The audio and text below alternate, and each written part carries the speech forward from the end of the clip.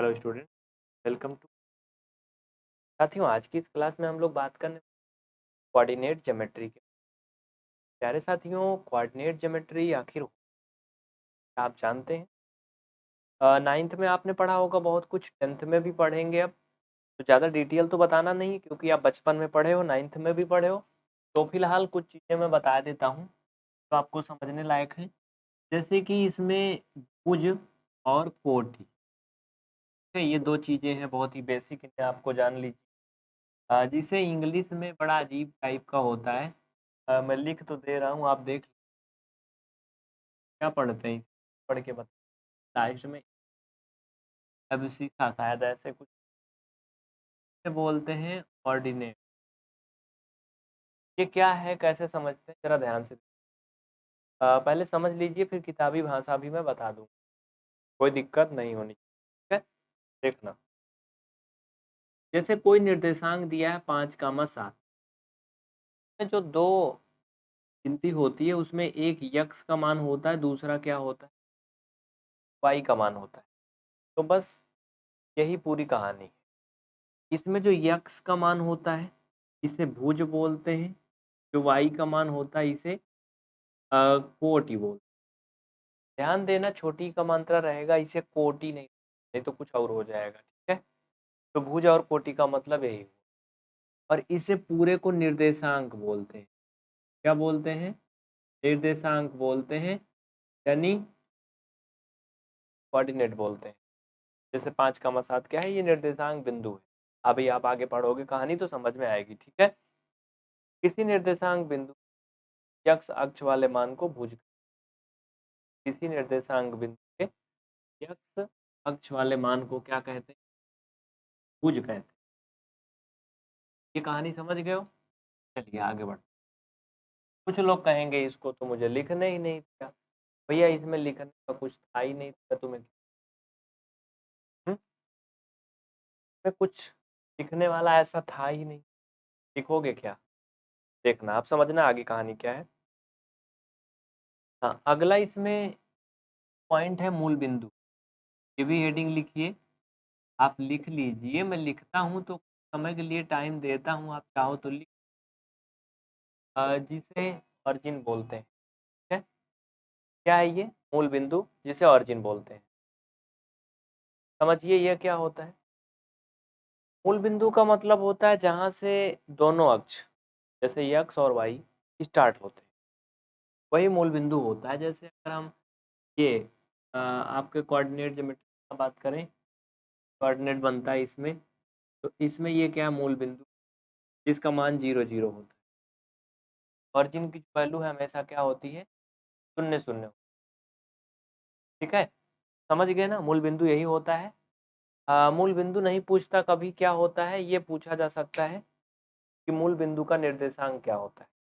याद रहे, मूल बिंदु का निर्देशांक हमेशा 0, 0 होता है, बस। इसके बाद प्यारे बच्चों, अब हम अपने जो आप क्लास 10th में पढ़ रहे हो चैप्टर में प्रवेश करते हैं। एक्सरसाइज 7.1, ध्यान से देखना, किताब खोल लो। कह रहा है क्वेश्चन कि दो बिंदुओं के बीच की दूरी ज्ञात कीजिए। क्या करना है?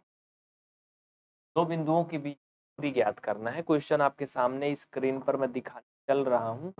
ये एनसीईआरटी वाली किताब है। एनसीईआरटी जो आप देखोगे यूपी बोर्ड, सीबीएसई या बिहार बोर्ड, दिल्ली बोर्ड, सबके लिए होती है, ये किसी के लिए खास नहीं है, ठीक है? ये आपका नेशनल लेवल का जो पैटर्न होता है वही है। कोई भी तैयारी अगर आप कर रहे हो कॉम्पिटिशन, तब भी आपके लिए इम्पोर्टेंट है। कॉन्सेप्ट वही है, सब कुछ सीखना है आपको।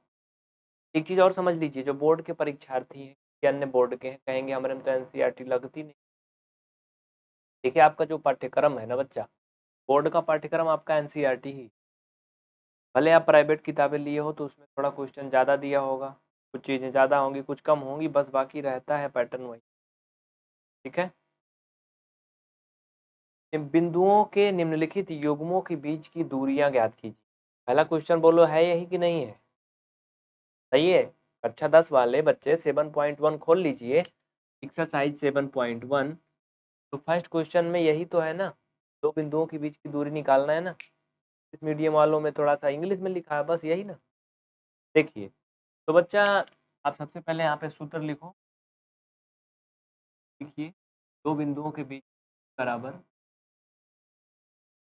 का ये सिंपल सा सूत्र है, इसे याद नहीं करना, मैं बता देता हूँ, याद रहे बच्चा। X two minus x one, याद रहे ना बस। ठीक है, यानी आपको पहले वाले कोष्ठक में यक्स ही लिखना है, पहले टू फिर वन।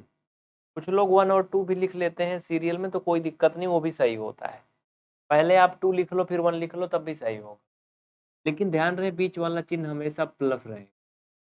ठीक है, ये होता है होल स्क्वायर, बस यही सूत्र होता है, इसमें और कुछ होता नहीं है, यही सूत्र। इसको कैसे क्वेश्चन में जामा पहनाते हैं जरा ध्यान देना। आपका जो फर्स्ट क्वेश्चन का फर्स्ट पार्ट है बेटा, वो क्या दिया है, इसमें बिंदु दिए गए हैं 2 3 और 4 1।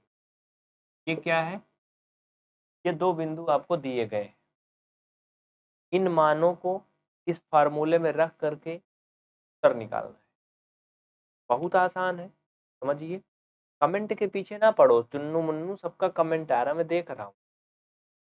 कमेंट के पीछे पढ़ोगे तो कुछ नहीं होने वाला है, सिर्फ पढ़ाई करो ईमानदारी से, सिर्फ पढ़ाई। कमेंट कर दीजिए, मैं रिप्लाई करूंगा, लेकिन अभी पढ़ाई करिए, डिस्टर्ब नहीं। तो बच्चा जो ये पहला मान होता बेटा, हमेशा मैंने बताया एक यक्स का मान होता है एक वाई का। तो चूंकि दो बिंदु है, ये यक्स वन हो जाएगा और ये वाई वन। ध्यान रहे, एक यक्स वन एक वाई वन। हाँ, जैसे एक राधा तो एक कृष्ण, हाँ, एक सीता तो एक राम, एक यक्स टू एक वाई टू। समझ रहे हो ना। ऐसे ही इनका हम क्या करते हैं, मान लेकर के इसमें रखते हैं। तो यहाँ पर यक्स टू है, अब आगे थोड़ा जगह कम है, इसलिए हम इधर साइड करेंगे, फार्मूले में मान रखेंगे। यक्स टू का मान बोलो जल्दी का। अरे नकल करके बता दो, अकल लगा लो थोड़ा सा ना। ये दिख नहीं रहा है ना सामने। भाई साहब यहाँ से x2 का मान 4 है, माइनस x1 का स्क्वायर, x1 मतलब 2 का होल स्क्वायर, फिर बीच में प्लस y2। y2 का मान क्या है, 1 है, और y1 यानी कि 3 है, 1 माइनस 3 का होल स्क्वायर। इतना क्लियर, कोई डाउट नहीं। 4 से 2 जाएगा तो 2 आएगा, ये 2 का स्क्वायर हो जाएगा। इसमें जब इसे हम उल्टा घटाएंगे, आप सबको पता होगा बच्चा, जब 1 से 3 को सब्ट्रैक्ट करोगे -2 आएगा। क्लियर। तो इस तरह से ये हो जाएगा 4 और ये हो जाएगा क्या, ये भी 4 हो जाएगा, और जुड़ेगा दोनों अंदर में तो 8 हो जाएगा। फाइनल में क्या हो जाएगा, √8। और 8 का जो वर्गमूल होता है सिस्टम से आप निकालोगे तो कितना, यही आंसर हो गया। कितना आसान है ना, किसी को कोई परेशानी कोई दिक्कत नहीं ना, नो डाउट, कोई प्रॉब्लम। चलो आगे बढ़ते हैं, लिख लीजिए, इसे फर्स्ट पार्ट हो गया। सेकेंड पार्ट की तरफ आगे बढ़ते हैं। इसका जो सेकेंड पार्ट दिया गया बेटा, वो बहुत आसान है, -5 7 है। ध्यान देना और मुझे बताना कर लोगे कि नहीं। -1 और 3, जैसे मैंने इन मानों को रखा ऐसे आप रख लोगे कि नहीं, बोलो, कर लोगे कि नहीं, हो जाएगा। कमेंट तो करो, काहे डर रहे हो, ट्राई करना। नहीं ट्राई कर पाओगे मैं बताऊंगा।